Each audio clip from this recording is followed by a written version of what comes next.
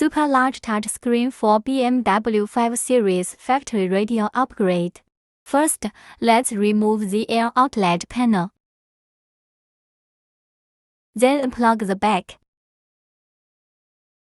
Remove the central control screen of the original car. Then remove the central control button panel and remove the host from it.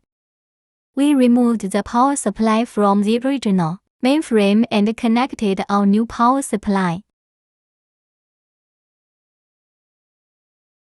Then reinstall the host and key panels back in place. Then thread the wire through the base and connect it to the back of the product screen.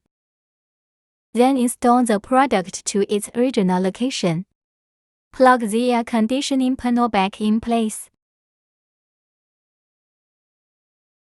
This is the effect of our new product installation. It can support listening to music and watching movies. Bluetooth calls can be made through the square control.